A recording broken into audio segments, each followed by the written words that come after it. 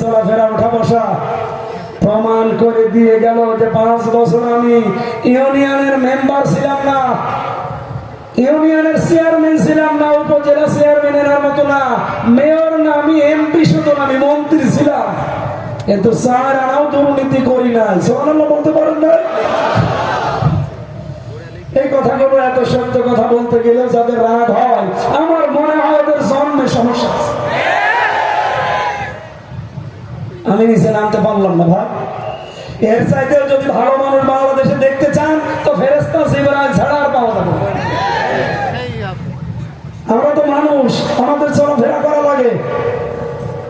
Satkhira chairman পেয়েছিলাম একজন ইউনিয়নের, উনি MA পাস, সকাল 10টা থেকে 4টা পর্যন্ত ইউনিয়নের দায়িত্ব পালন করেন, বিকাল 4টা থেকে রাত 8টা পর্যন্ত তরকারি বিক্রি করে।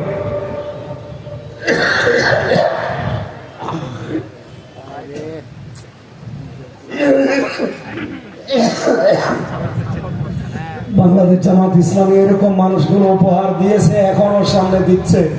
ভাই এবার আর ভুল করা যাবে না, একটু পরীক্ষা করার জন্য হলেও চেষ্টা করেন। আমরা যাকাতকে অর্থনীতি ভাবে ইসলামী কায়দায় সংসদে যাকাত ভিত্তিক অর্থনীতি কায়েম করতে চাই।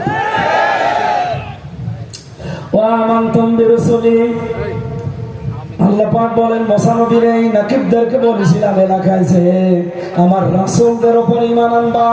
আমার প্রশ্ন হচ্ছে এখানে রাসূল না দিয়ে রাসূলি বহু বচন দিলেন কেন? ওই সময় তো রাসূল খুব বেশি ছিল না, মাত্র 2 জন, মুসা আর হারুন আলাইহিস সালাতু ওয়াস সালাম।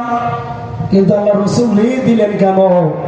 দিয়েছেন এই জন্য কিয়ামত পর্যন্ত রাসূল আসবে না, কিন্তু রাসূলের নায়েব আসবে। এই যে একজন মাওলানা সিন্নাত আলী, উনি আর যাই হোক রাসূলের উত্তরাধিকারী, নায়েবে রাসূল। এরকম আলেম যারা কিয়ামত পর্যন্ত আসবে, এদেরকে সাহায্য করা লাগবে, টাকা পয়সা দিয়ে শুধু না, কথা দিয়ে হলেও।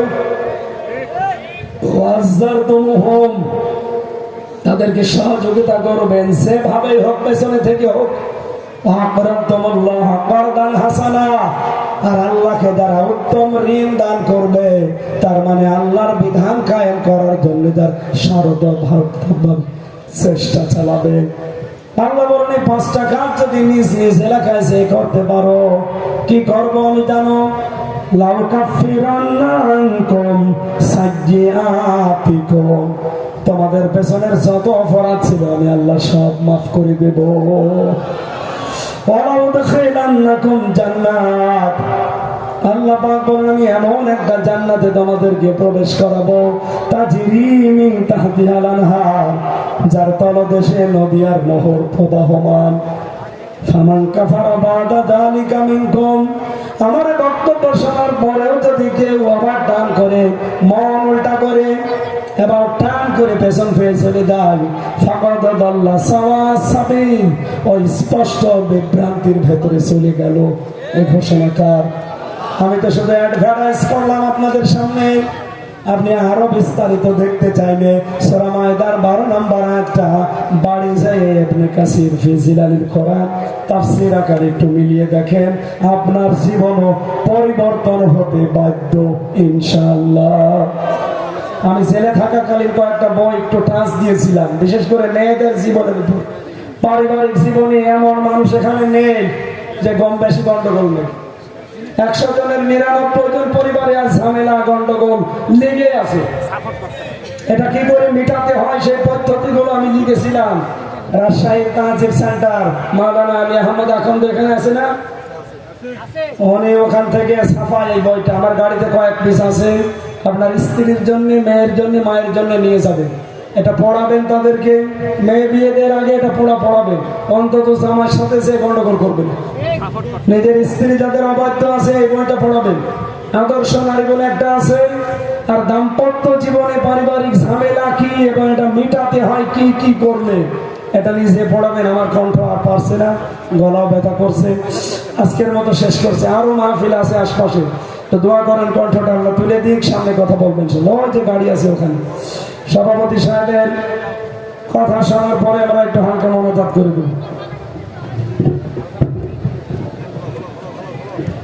আসসালামু আলাইকুম ওয়া রাহমাতুল্লাহ। নাহমাদুহু ওয়া নুসাল্লি আলা রাসূলিল কারীম। আজকের এই মাহফিলের সম্মানিত প্রধান বক্তা, অন্যান্য ওলামায়ে কেরাম, সুধী মণ্ডলী, প্রশাসনের ভাইরা, সম্মানিত মা বোনেরা, সকলকে ধন্যবাদ জানাচ্ছি। আপনারা কষ্ট স্বীকার করে মাহফিলে এসেছেন। যে কথাগুলো আলোচনা হয়েছে আমরা আমাদের ব্যক্তি জীবন থেকে শুরু করে